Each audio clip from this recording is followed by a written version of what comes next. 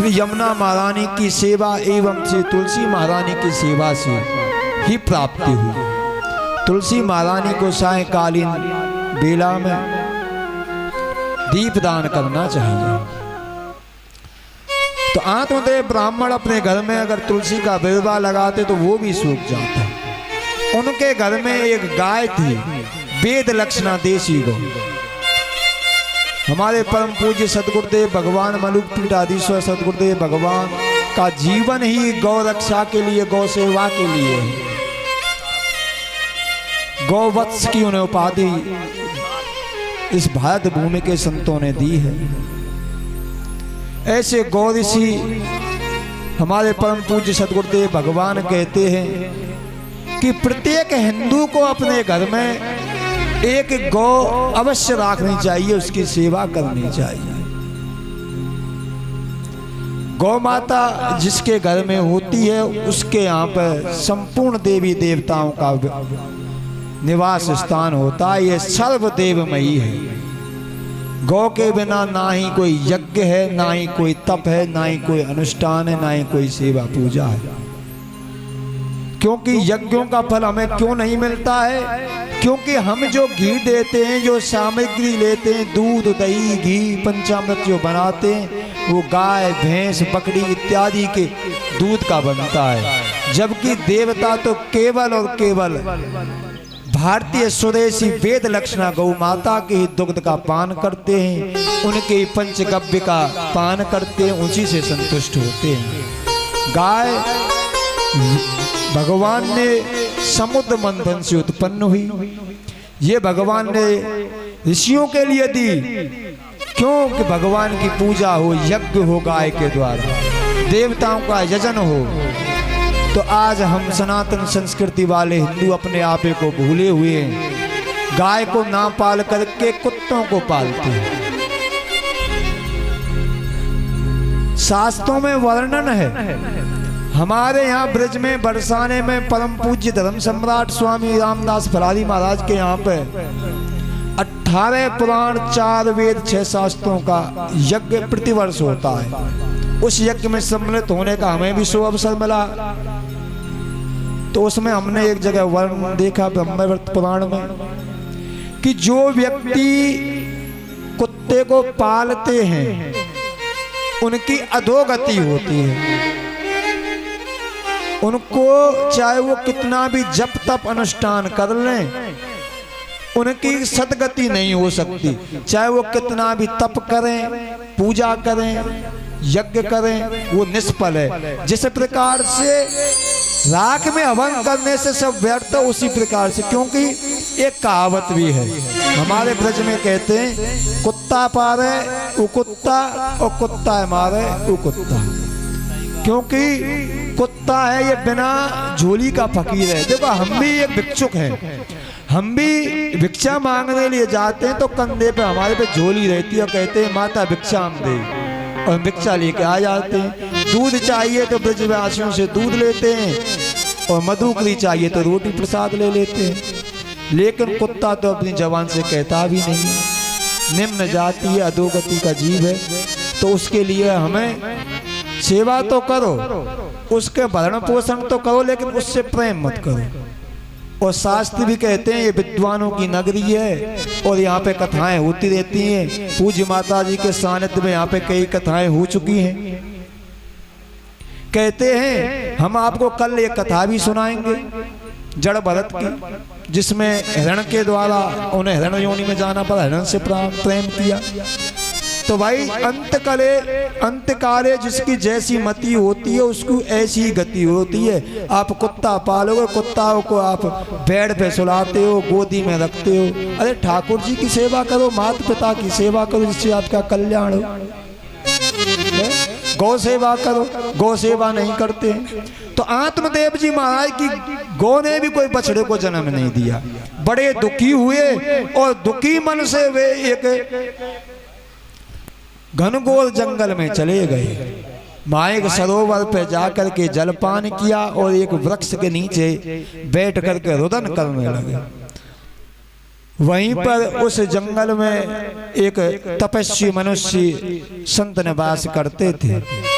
जलपान करने के लिए संत आए, जलपान किया और उन्होंने आत्मदेव ब्राह्मण को रोता हुआ देखा तो बोले कि ये ब्राह्मण देवता है, इसकी वेशभूषा से तो ऐसा लगता है कि ये कोई ब्राह्मण है और भगवान के प्रेम में रो रहा है, तो मुझे इसे जा करके इसे सांत्वना देनी चाहिए, इसे भक्ति का ज्ञान देना चाहिए, योग धर्म का ज्ञान देना चाहिए, उपासना के बारे में बताना चाहिए। ऐसा सोच करके वे उनके पास जाते हैं और कहते हैं ब्राह्मण देवता आप क्यों रो रहे हो?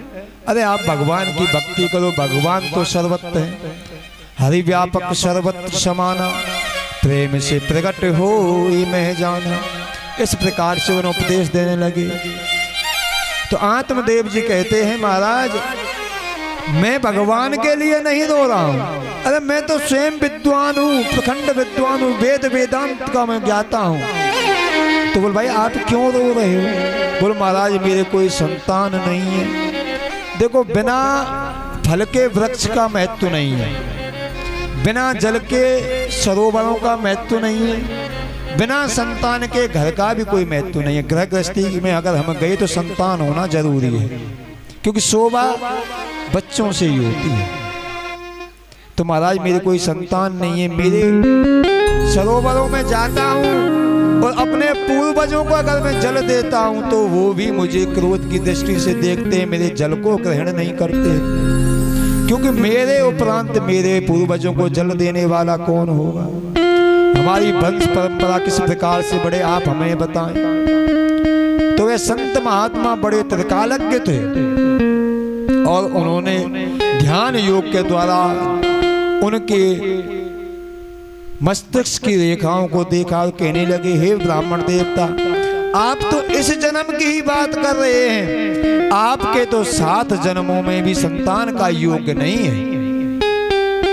अब तो आत्मदेव ब्राह्मण बड़े जोर जोर से चिल्लाने लगा, रोने लगा, अपने सिर को धरती पर दे करके पटकने लगा।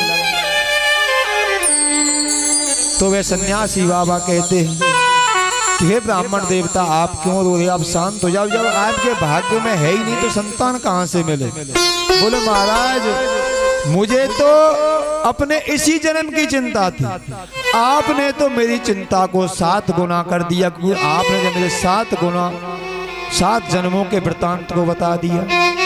या जब आप मेरे 7 जन्मों के बारे में बता सकते हो तो आप मुझे संतान भी दे सकते हो, या तो आप मुझे संतान दो, नहीं तो मैं आपके श्री चरणों में अब की बार अपने मस्तिष्क को इस प्रकार से पटकूंगा कि मेरा प्राणांत हो जाएगा और आपको ब्रह्म हत्या भी लगेगी, क्योंकि आपने मेरे इस संताप को 7 गुना बढ़ा दिया है।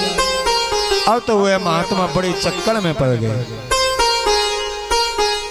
बोलो भाई संत विद्वान कहते हैं कि संत को ज्यादा नहीं बोलना चाहिए और जो ज्यादा बोलता है वही फंसता है, और हमने कुछ ज्यादा व्यर्थ में बोला तो हम भी फंस गए। तो उन्होंने अपनी झोली से एक फल को दिया, कहा कि हे ब्राह्मण देवता वैसे तो आपके भाग्य में संतान नहीं है, लेकिन फिर भी मैं आपको ये फल देता हूं, अगर आपकी पत्नी इस फल को पाएगी तो उसके गर्भ से सुंदर सुशील एक भगवान के भक्त का जन्म होगा। और इसके कुछ नियम भी हैं, बोले सदाचार से रहना पड़ेगा, शुद्धता से रहना पड़ेगा, कलह नहीं करनी पड़ेगी, झूठ नहीं बोलना पड़ेगा, ऐसा उन्हें विधान बताया।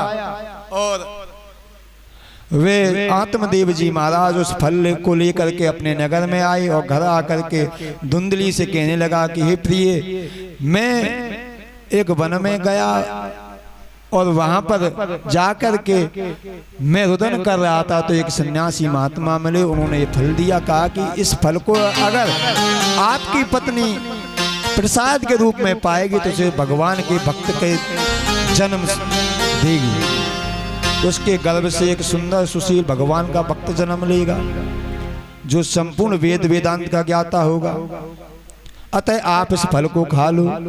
ऐसा कहकर के आत्मदेव तो नगर में भ्रमण के लिए चले गए और धुंधली सोचने लगी क्या फल को खाने से कभी संतान होती है? अरे कहीं ढोंगी बाबा तो ना है, कहीं कोई फल दे दे और खिला दे, भैया वो ये बस में कर ले। माताएं अब तो बहुत डरती हैं संतों से। उसी समय पास के गांव में समीपस्थ उसकी एक बहन रहती थी छोटी। उसकी काफी संतान थी, लेकिन उसके घर में धन नहीं था उनके पालन पोषण करने के लिए। धुंधली की जब बहन आती है तो कहती है कि हे बहन धुंधली, आप इतनी चिंता मग्न क्यों हो? आप क्या चिंता कर रही हो? आप हमें बताने की कृपा करें। धुंधली कहती है कि हे बहन, पंडित जी एक वन में गए, वन में किसी संत ने एक फल दे दिया। अब बताओ मैं इसे पाऊं अथवा ना पाऊं? इसके पाने से क्या कभी संतान हो सकती है? तो उसकी बहन तो चाहती यही थी कि इसे कोई संतान ना हो, मेरी संतान को ले ले, इसका सारा जो धन दौलत है, घर मकान है, वो मेरे संतान की हो जाए। उसने कहा बहन इस फल को मत खाना, साधु बाबाओं का कोई भरोसा नहीं होता है, कहीं कोई मंत्र को पढ़ करके आपको दे दिया तो कहीं आपको लेने के देने ना पड़ जाए। बोला हाँ बहन सोचती तो मैं यही है। फिर इस फल का क्या करूं? बोली इस फल को आप अपनी गाय को खिला दो, इस फल की भी परीक्षा हो जाएगी कि संत के वचनों में कितनी शक्ति है। और रही बात संतान की, देखो मेरे अभी गर्भ में शिशु है, आप नाटक करते रहना कि मैं गर्भवती हूँ, और जब मेरे यहाँ पे संतान होगी मैं उस संतान को आपके घर भिजवा दूंगी और आप मेरे पति के लिए कुछ धन दे देना। देखो आपके यहाँ तो काफी धन है, लेकिन उसका उपयोग करने वाला कोई नहीं है। मेरे यहाँ संतान बहुत है, उनका लालन पालन करने के लिए धन भी नहीं है। अतः हम दोनों का काम चल जाएगा और इस फल की भी परीक्षा हो जाएगी। धुंधली कहती है कि मैं इसका फल को खा भी लूं। और कहते हैं कि गर्भवती स्त्री ज्यादा दौड़ती नहीं है। बोलो सत्य कहा बहन आपने। फिर आपको दौड़ना कहाँ है? बोलो अगर कहीं गांव में आग लग जाए, अग्नि लग जाए तो सब तो भाग के चले जाएंगे, मैं कैसे जाऊंगी? मेरा तो प्राणांत हो जाएगा, मैं इस फल को नहीं खाऊंगी। और फिर दूसरा कुतर्क करने लगी कि कहती है कि गर्भस्थ स्त्री को ज्यादा काम नहीं करना चाहिए, उससे घर का कार्य नहीं होता है। तो उसकी बहन कहती है कि ये बात तो सही है, फिर आप इतना काम क्यों करोगी? आप अपनी ननद को बुला लेना और वो घर का कार्य करेगी, बधाई के रूप में आप उसे उपहार के रूप में कुछ धन दे देना। बोली 4 महीने में तो मेरी ननद ही मेरे घर को साफ करके चली जाएगी, मैं तो ऐसा नहीं करूंगी। तो उसकी बहन कहती आपको जो जैसा लगे वैसा करो। अतः धुंधली उस फल को गाय के लिए खिला देती है और वह खुद नाटक करने लग जाती है कि मैं एक गर्भवती स्त्री हूँ। गर्भवती स्त्री के से लक्षण वह करने लग जाती है। कुछ समय उपरांत उस धुंधली की बहन को एक पुत्र हुआ और वह पुत्र ला करके वह धुंधली के लिए दे देती है और धुंधली कुछ धन अपनी बहन को दे करके उसे संतुष्ट करती है। अब तो ब्राह्मण देवता के घर में खुशी का पारावार नहीं है। ब्राह्मण आत्मदेव जी बड़े खुश हुए, प्रसन्न हुए। कुछ समय बाद एक गाय ने भी एक सुंदर सुशील पुत्र रत्न को जन्म दिया, जो देखने में बड़ा सुंदर था, चंद्रमा के समान था और गाय के से उसके खुर थे। अब तो ब्राह्मण देवता बड़ा खुश हुआ, नगरवासी बड़ी बधाई देने लगे। ब्राह्मण देवता आपके तो भाग्य खुल गए भाई, कहाँ तो आपके घर में संतान ही नहीं थी, अब तो देखो भगवान की कैसी कृपा है, अब तो पंडितानी जी को भी पुत्र हुआ है और आपकी गाय ने भी एक पुत्र को जन्म दिया है। आपके तो दोनों हाथों में मोदक है महाराज, आपकी तो जय हो जय हो। इस प्रकार से प्रशंसा करने लगे। बड़े सुंदर कथा का वर्णन करते हुए सनकादिक महाराज कहते हैं कि नामकरण संस्कार होने लगा। आत्मदेव जी नामकरण संस्कार कर रहे हैं। मेरा नाम आत्मदेव है तो इसका नाम होगा आत्मराम, जिनकी आत्मा में स्वयं राम जी रमण करते हैं। धुंधली कहती है महाराज मैंने मेरे पुत्र को 9 महीने गर्भ में मैंने रखा और नाम रखोगे आप। अपने पुत्र का नाम तो मैं स्वयं रखूंगी। मेरा नाम धुंधली, इसका नाम धुंधकारी। और जो गौ माता ने जन्म दिया था उसका नाम गोकर्ण जी महाराज हुआ। ख्याति धीरे धीरे बड़े हुए। गोकर्णो पंडितो ज्ञानी धुंधकारी महाकला। धुंधकारी यथा नाम तथा गुणा। बड़ा दुष्ट हुआ। खेलने जाता तो अपने संग के बच्चों को कुएं में डाल देता, नदी में डाल देता। दिन रात उसकी शिकायत आने लगी। आत्मदेव जी बड़े दुखी हुए और धुंधकारी जी तो कुख्यात हुआ और गोकर्ण जी महाराज विख्यात हुए। ख्याति तो दोनों ने प्राप्त की, एक कुख्यात हुआ तो एक विख्यात हुआ। जिस गली से गोकर्ण जी महाराज चले जाएं उस गली पे सभी लोग गोकर्ण जी महाराज का स्वागत करते हैं, सत्कार करते हैं और अपने अपने घर बुलाने के लिए उन्हें आग्रह करते हैं। उनकी सेवा शुश्रूषा करते हैं, उनका बंधन करते हैं, अर्चन करते हैं। और धुंधकारी जिस गली से निकल जाए उनको देखते ही गृहस्थी लोग अपने घर के किवाड़ों को बंद करने लग जाते हैं। धुंधकारी के इस प्रकार के आचरणों को देख करके आत्मदेव जी महाराज बड़े दुखी हुए और वे रोने लगे कि अब मैं कहाँ जाऊं, क्या जाऊं, क्या करूं। देखो आत्मदेव जी महाराज पहले भी रो रहे थे वन में जा करके। क्यों? क्योंकि कोई संतान नहीं थी। और आत्मदेव जी महाराज आज भी रो रहे हैं।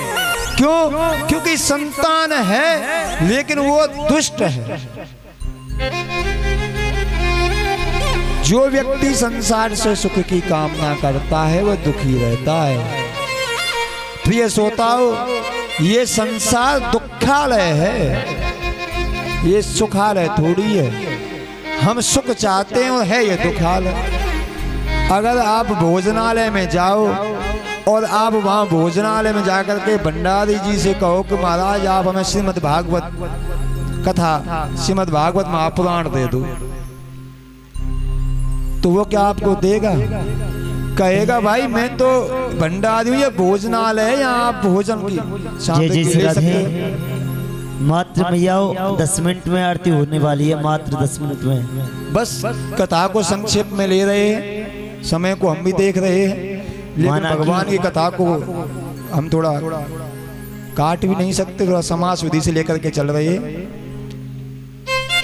और औषधालय में जाकर के आप भोजन मांगो तो वहां तो औषधि मिलती है, इसीलिए ये दुखालय है। इस दुखालय में तो सिर्फ दुख ही मिलेंगे, सुख तो केवल परमात्मा के पास में। गोकर्ण जी महाराज कहते हैं हे पिताजी, आप वन में जाकर के भगवान के श्री चरणों का स्मरण करें और श्रीमद् भागवत कथा के 10वें स्कंद का पारायण करें, आपका मंगल होगा। पिताजी वन में चले गए तो धुंधकारी दुष्ट था, वह चोरी करता, डकैती करता और उस धन को वेश्याओं के लिए दे देता। घर के सभी बर्तन, वस्त्र, आभूषण बेच दिए। अब तो माँ को मारने लगा, वो कहता है माँ मुझे धन दे। पिताजी चले गए हैं तो तुझे भी धन दे के गए होंगे, उस धन को दे। धुंधली ने कुआं में कूद करके रात्रिकालीन बेला में आत्महत्या कर ली। अब श्री गोकर्ण जी महाराज ने सोचा कि पिताजी तो वन को गए, माता ने आत्महत्या कर ली, अब तो नंबर हमारा आई है, अतः अब हमें यहाँ से चल देना चाहिए। और वे भी तीर्थ यात्रा करने के लिए चले गए। अब तो धुंधकारी निसंकोच होकर के वैश्याओं को अपने घर में ही ले आया। 5-5 वैश्याएं महाराज, चोरी करता, डकैती डालता और ला करके वह धन उनको देता और अपने भोग विलास में वही अपना जीवन व्यतीत करने लगा।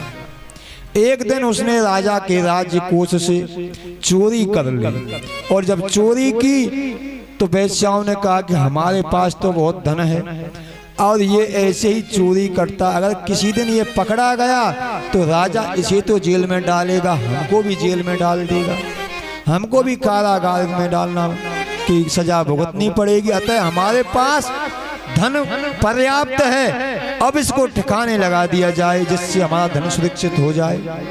रात्रिकालीन बेला में जब धुंधकारी सो रहा था तो तभी उन 5 वैश्याओं ने उसको बांध दिया रस्सियों से, उसके मुख में अंगारे डाल दिए भरते हुए और उसका प्राणांत हो गया और घर की जमीन को खोद करके उसी में उसके शव को दफना दिया और धन को लेकर के चली गई। तीर्थ यात्रा करते हुए श्री गोकर्ण जी महाराज को जब यह पता चला कि मेरे भाई की अधोगति हुई है, उनकी मृत्यु हो गई, तो उन्होंने गयादी में जाकर के पिंडदान किया। कुछ समय उपरांत तीर्थ यात्रा करते हुए आकर के अपने पैतृक गांव में आए। उस समय संध्याकालीन बेला थी। संत लोग किसी को ज़्यादा परेशान नहीं करते हैं। उन्होंने सोचा कि अपने पड़ोसियों के पास अथवा ग्रामवासियों के पास जाऊंगा तो वो मेरी सेवा करेंगे और रात्रिकालीन बेला है, अतः मुझे अपने पिता के घर में ही जाकर के विश्राम करना चाहिए। प्रातःकालीन बेला में जाकर के सभी ब्राह्मणों से वार्तालाप करेंगे। ऐसा सोच करके वह अपने घर गया और सो गया। तो वह रात्रि में देखता है कि एक विशाल सांड वहां पे आता है, वह वृक्षों को तोड़ता है। जब वह गौर से देख ही रहा था, इतने में वह एक भेड़ का बच्चा बन जाता है, कभी ऊंट बन जाता है, कभी रोने लग जाता है। तो वह कहता है कि भाई आप कौन हो, आप हमें बताएं, आप क्या चाहते हो। तो वह धुंधकारी प्रेत योनि में पड़ा हुआ बोल नहीं पाता। गोकर्ण जी महाराज अपने कमंडलू से जल लेते हैं और अंजलि में लेकर के भगवान नाम का स्मरण करके उसके ऊपर उस जल को छिड़क देते हैं, तो उसमें बोलने की शक्ति प्राप्त हो जाती है। और धुंधकारी कहता है कि हे भ्राता, मैं आपका भाई हूँ, अहम भ्राता त्वदीयस्मे धुंधकारिति नामतः स्वकीयेन दोषेण ब्रह्मतत्त्वनास्तं मया। हे भाई, मैं आपका ही भ्राता धुंधकारी हूँ। मैंने अपने कर्म के द्वारा ही अपने ब्रह्म तेज को नष्ट किया और अपने कर्म के ही दोष के कारण आज मैं इस प्रेत योनि में हूँ। अतः आप मेरी इस प्रेत योनि से मुक्ति दिलाएं। तो धुंधकारी महाराज इस प्रकार से कहते हैं। तो गोकर्ण जी कहते हैं कि आप इस समय अब यहाँ से चले जाएं, हम प्रातःकाल होने पर आपकी मृत्यु का उपाय सोचेंगे। और एक बात और बताओ भैया, हमने तो आपके नाम का गया जी में पिंडदान भी किया, तो क्या आपकी मुक्ति नहीं हुई? तो गोकर्ण कहते हैं महाराज, छोटे मोटे पापी हों, जिनसे गलती से कोई पाप हो जाए तो उसका तो गया जी में पिंडदान करने से मुक्ति मिल जाती है। मैं तो नंबर 1 का पापी हूँ। आप 100 बार भी गया जी में पिंडदान करोगे तब भी मेरी मुक्ति नहीं है। लेकिन आप संत हो और मुझे विश्वास है आप हरि के भक्त हो, तो आप मेरी मुक्ति का कोई ना कोई उपाय अवश्य करेंगे। गोकर्ण जी कहते हैं कि आप जाइए, हम प्रातःकालीन बेला में आपका मुक्ति का कोई प्रश्न का ब्राह्मणों से पूछेंगे, कोई उपाय करेंगे। नित्य कर्म से निवृत्त होकर के प्रातःकालीन बेला में जब वे ब्राह्मणों से पूछते हैं तो ब्राह्मण लोग सभी कोई जवाब नहीं देता है। देखो अगर कोई विशेषज्ञ डॉक्टर है, सर्जन है, और वो बीमार हो जाए तो उसके लिए छोटे मोटे गांव के वैद्य लोग दवाई नहीं बताते हैं। कहते हैं महाराज आप तो इतने बड़े डॉक्टर हो, हम आपके लिए क्या दवाई बताएंगे। उसी प्रकार से गांव के उस नगर के जो ब्राह्मण देवता थे वो गोकर्ण जी से कहते हैं, हे गोकर्ण जी महाराज आप वेद वेदांत के ज्ञाता हो, प्रखंड विद्वान हो, बड़े तपस्वी हो, मनुष्य हो, बता भला हम आपको क्या बताएं। और किसी ने भी अगर उन्हें प्रश्न का उत्तर दिया तो वो सटीक सही जवाब नहीं दे पाए। मध्यकालीन बेला में त्रिकाल संध्या वंदन कर रहे थे गोकर्ण जी महाराज, तो सूर्य नारायण भगवान को जल दिया और कहा कि अगर मैं सूर्य नारायण भगवान के प्रति और भगवान के श्री चरणों में मेरी अविचल भक्ति है तो सूर्य नारायण भगवान स्थिर होकर के मेरे प्रश्न का उत्तर दें। तो सूर्य नारायण भगवान स्थिर हो गए, कहा कि हे वत्स आप हमसे क्या जानना चाहते हो, आप हमें बताएं। गोकर्ण जी महाराज कहते हैं कि महाराज मेरे भाई धुंधकारी की किस प्रकार से मुक्ति होगी, आप हमें बताएं। तो धुंधकारी जी महाराज की मुक्ति का जब उपाय बताते हैं सूर्य नारायण भगवान कहते हैं कि आप श्रीमद् भागवत कथा का दिव्य पारायण करो, उससे उसकी मुक्ति प्राप्त अवश्य होगी। धुंधकारी जी महाराज के निमित्त श्री गोकर्ण जी महाराज ने आषाढ़ मास में दिव्य भव्य कथा का आयोजन किया। प्रथम दिन की कथा समाप्त हुई तो उस बांस की, वहां पे बांस लगा हुआ था पंडाल में, प्रथम गंती घोर आवाज करके वहां से फट जाती है। उस प्रकार से ही 7 दिन में 7 घंटे नष्ट हो गई और गोकर्ण जी महाराज एक दिव्य रूप धारण कर श्री गोकर्ण जी महाराज के सम्मुख उपस्थित हुए। वे 4 भुजाएं हैं उनकी, पीतांबर उन्होंने पहन रखा है और भगवान के पार्षद उनकी स्तुति कर रहे हैं।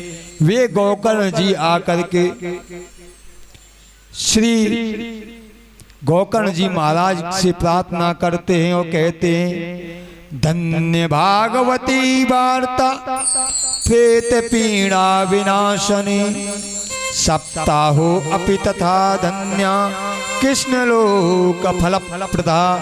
ये श्रीमद् भागवत कथा धन्य है जो मुझ जैसे पापी को भी प्रेत पीड़ा से मुक्त कर दिया। ये धन्य है, आप भी गोकर्ण जी महाराज धन्य हो। ऐसा कह करके वे भगवान के भेजे हुए दिव्य विमान में आकर के विराजमान हुए। गोकर्ण जी महाराज कहते हैं कि आप कौन हो भाई? पार्षदों से कहते हैं महाराज हम भगवान के पार्षद हैं। फिर विमान में हम इसे भगवान के पास लेके जा रहे हैं क्योंकि इन्होंने कथा श्रवण करी और कथा जो श्रवण करता है उसकी मुक्ति निश्चित है। गोकर्ण जी कहते हैं कि भाई क्या भगवान के यहाँ में भी भेद है क्या? अरे कथा तो सभी ग्रामवासियों ने सुनी है, खग मृग जीव जंतु सभी ने सुनी है, तो जितने जीव उतने बेमान आने होने चाहिए। जिस प्रेत का उद्धार हो सकता है तो क्या इस सत्कर्म करने वाले मनुष्यों का उद्धार नहीं हो सकता है क्या? तो भगवान के पार्षद कहते हैं गोकर्ण जी भगवान के यहाँ भेद नहीं है, ना ही भगवान की कथा में भेद है, श्रवण करने में भेद है। इन्होंने देखो श्रोता 3 प्रकार के होते हैं। श्रोता जो कथा में आकर के और अपनी पीठ को लगा करके सो जाए, चलो 3-4 घंटे आराम से व्यतीत होंगे, कूलर पंखा नीचे आकर के सो जाएंगे और जब कथा समाप्त हो जाती है व्यास जी कहते हैं बोलो बाल कृष्ण लाल की जय। जब इस प्रकार से जयकारा लगता है तो उस श्रोता के नेत्र खुलते हैं, कहते हैं क्या हुआ? और भागवत कथा पूर्ण हो गई, प्रसाद लेकर के घर चले जाते हैं। एक होता है सौरता, जो बुजुर्ग माताएं हैं, बुजुर्ग पिता तुल्य पुरुष हैं, वो जानते होंगे कि सुपारी को जिससे काटते थे वो है सौरता। तो वो आकर के क्या करते हैं, व्यास जी महाराज ठीक नहीं है। फिर कहेंगे ठीक है पांडाल ऐसा नहीं है, व्यासपीठ थोड़े इधर होती, ऐसा बैनर होता, कूलर कम है ज्यादा होते, ऐसी बातचीत काट छांट करता है वो है सौरता। और एक है श्रोता, जो कथा को सुन करके हृदयंगम करे और जीवन में उतारे, वह है सौरता। एक बार एक संत एक मेले में गए और उन्होंने वहां पे भगवान की दो मूर्तियां देखी, जो वजन में समान थी, रूप रंग में समान थी, आकार में समान थी, लेकिन उनकी कीमत भिन्न थी। एक की 100 रुपये, एक की 1000 रुपये। और संत ने कहा महाराज इसके अंदर, महाराज खुद देख लो, आप संत हो। तो संत ने एक धागा लिया और एक मूर्ति के कान में डाला, जो 100 रुपये वाली थी, उसके कान से इधर से डाला, इधर से पार हो गया, तो वो 100 रुपये की है। और एक मूर्ति का कान में डाला, वो अंदर उसके हृदय पेट में चला गया। तो हमें इधर से सुन करके इधर निकालने वाले श्रोता नहीं बनना है, हमें इधर से सुन करके हृदयंगम करने वाले श्रोता बनना है। इसी से हमारा आत्म कल्याण होगा। बोलो बाल कृष्ण लाल की। इस प्रकार से भगवान के पार्षद कहते हैं कि धुंधकारी ने तो कथा को आत्मचिंतन किया। आप जब कथा कहते और सायंकालीन बेला में विश्राम करते, तो ये उस कथा को चिंतन करता, इस बांस में रहता। और ये जाते कथा सुनते श्रोता, और भैया आसने झाड़ के चले जाए। मजा तो खूब आया कथा में, मन तो खूब लगा, पर व्यास जी ने क्या कही, हमारे तो पल्ले का सुपर ही नहीं। प्रसाद तो बढ़िया हो, पर भाई मेवा मिष्टान ना दे। तो ऐसे श्रोता ऐसे मत बनो, हृदयंगम करने वाले बनो। पुनरपि जननम पुनरपि मननम पुनरपि जननी जठरे सैनम।